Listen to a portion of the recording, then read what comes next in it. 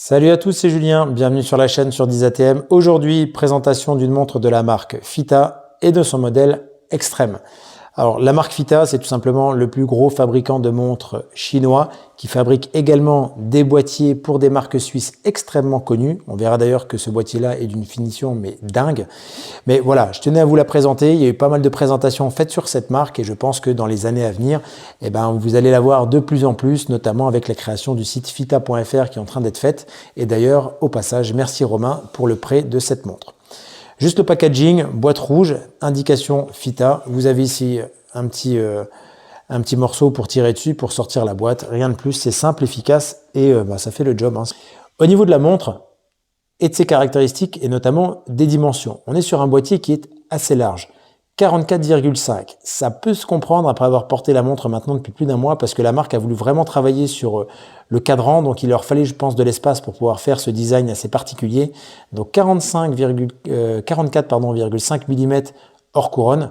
Donc, c'est quand même une montre qui est assez imposante. Mais comme vous pouvez le voir, il n'y a pas de corne. Le boîtier, le bracelet est intégré. Ça vient quasiment jusqu'au bout. Donc on est sur on va dire un corne à corne, hein, de toute façon c'est comme ça que ça s'appelle, de 49 mm. Donc la montre est quasiment rectangulaire, pour faire simple. Donc ça c'est plutôt bien fait parce que quand on l'a au poignet, finalement, même moi qui ai un poignet de 15 cm de tour de poignet, la montre ne dépasse pas de beaucoup. Hein, ça peut encore se porter, ou en tout cas, moi je l'ai porté, je l'ai supporté. Je ne pensais pas que j'arriverais encore à passer aujourd'hui des montres de 44,5. Donc il faut vraiment prêter attention, je pense pour moi maintenant, au corne à corne. C'est vraiment un des points déterminants, les amis, lorsque vous regardez et que vous choisissez une montre. Au niveau de l'entrecorne, bracelet propriétaire, donc de toute façon un système particulier. Et ici, il communique sur du 24 mm. Donc voilà, vous ne basez pas forcément là-dessus, ce n'est pas une variable importante, mais je tenais à vous la donner. Au niveau de l'épaisseur, la marque communique sur du 10,2 mm. Personnellement, j'ai fini à 12,6 avec mon pied à coulisse, donc je ne sais pas comment ils ont fait les mesures, mais je pense qu'on est plutôt sur du 12 que sur du 10. L'arrière de la montre, pour vous montrer déjà qu'on est sur une montre forcément mécanique à remontage automatique. À l'intérieur, on va retrouver un mécanisme, je pense, de la marque Seagull, parce que je n'ai pas eu l'information, mais je pense que c'est ça. Masse ajourée, logoté Fita, les décorations sont propres, c'est bien fait, c'est net. J'ai regardé à l'intérieur, il n'y a pas de poussière, il n'y a rien, donc franchement les finitions sont bonnes. Le fond vert saphir maintenu par 4 vis et une étanchéité à 5 atmosphères, donc ça c'est pas mal parce que au moins vous pouvez vous laver les mains, etc. Pas trop de soucis à se poser au niveau de ce point-là. On peut voir ici déjà le système de fixation du bracelet, donc bracelet propriétaire avec une fixation assez particulière, donc le changement de bracelet, autant vous dire que c'est mort. Et pour ceux qui ont fait attention, vous voyez qu'ici il y a une partie rubber, le côté Fita de chaque côté, et une partie cuir de l'autre côté du bracelet, donc on est sur un bracelet qui est en bimatière. Personnellement, je connaissais pas, j'en avais jamais eu, enfin je connaissais pardon, mais j'en avais jamais eu. J'ai apprécié la partie rubber, c'est vrai que c'est ultra souple, c'est simple à porter. Le seul point, c'est que moi, avec mon bracelet, avec mon poignet de 15, le bracelet était trop grand. Donc même au plus petit maillon, je pense qu'il faut au moins un poignet de 17 cm pour porter cette montre. En dessous, ça va flotter. Hein, vous allez porter ça un peu comme les anciens. Vous savez que les montres, les mecs les portent comme des gourmettes. La montre arrive sur le devant du poignet. Voilà, moi, ça faisait un peu ça. Mais pour le test, j'ai quand même voulu la porter. Donc là-dessus, bracelet un petit peu large. Sur le reste, vous voyez que la montre a quand même une particularité esthétique assumée. Hein. On est sur déjà une lunette en carbone compressé qui est maintenue par 6 vis. Alors j'insiste sur un point, pour ceux qui n'ont pas vu la vidéo, je vous mets également le lien. J'ai présenté une Tiger Manza en carbone. Ici, le carbone de la lunette est extrêmement bien fait. C'est bien fini, il n'y a rien qui dépasse, il est de bonne facture et ce sont de vraies vis qui viennent se visser dans le boîtier. Ce n'est pas des vis pour l'esthétique, c'est vraiment vissé dans le boîtier. Donc la lunette par-dessus, elle est bien faite, elle vient aussi finalement réduire un petit peu, on va dire, le boîtier, la carrure, hein, le noir, on sait que ça amincit. Et je pense que c'est également pour ce point-là que la couronne ici est également noire, il n'y a pas de logo, mais elle est en noir brillant. Et je pense que c'est aussi tout simplement parce que le noir amincissant, ça ne vient pas rallonger la longueur du boîtier. Bon, en tout cas, cette lunette en carbone est très bien faite et c'est un de mes points préférés sur cette montre. Deuxième point que j'ai apprécié, c'est ce boîtier. On peut voir qu'il est assez anguleux. Voilà, il est très très bien fait. Là par contre sur le boîtier, il est de qualité. On peut comprendre que Fita fournit des boîtiers pour de grosses marques suisses, notamment Longines. Moi, j'ai pas de problème à le dire.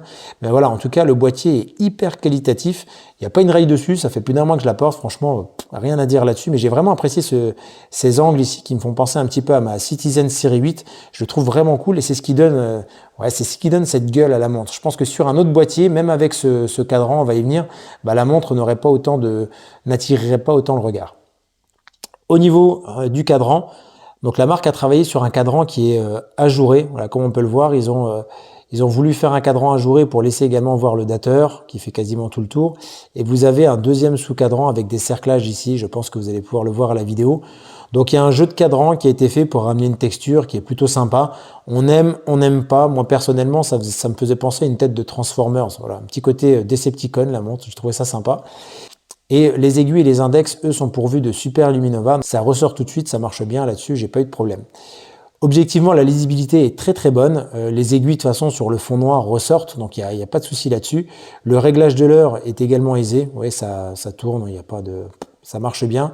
La date, pareil, rien à redire, ça marche bien. Au niveau du mécanisme, petite dérive. J'étais à 25 secondes par jour. Voilà, il y en a qui trouveront que ça fait peut-être un petit peu beaucoup.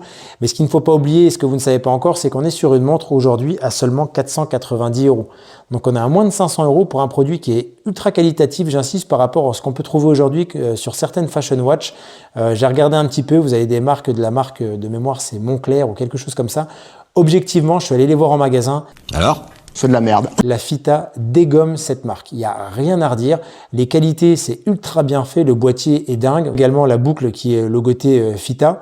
Franchement, la montre, moi je la considère comme une fashion watch de par son style et son design. Le mécanisme marche bien et la montre est garantie 3 ans, étanche 5 atmosphères. Voilà, c'est une montre assez particulière dans l'esthétique. On est sur pour moi de la fashion watch, mais en tout cas, ça fait le job. Et voilà, comme vous pouvez le voir, quand elle est posée, je trouve quand même que ce boîtier, il en impose. Il a une sacrée gueule. Là, je l'ai pris aussi dans cette déclinaison de ton. On est sur du biton. Il faut savoir que sur le site de Fita, vous avez aussi d'autres déclinaisons. Donc, je vous mets le lien dans la description. Voilà, par curiosité, n'hésitez pas à aller voir les modèles, etc. Faites-vous plaisir. Voilà pour moi pour cette revue. J'espère que la présentation de cette Fita Extreme vous aura plu.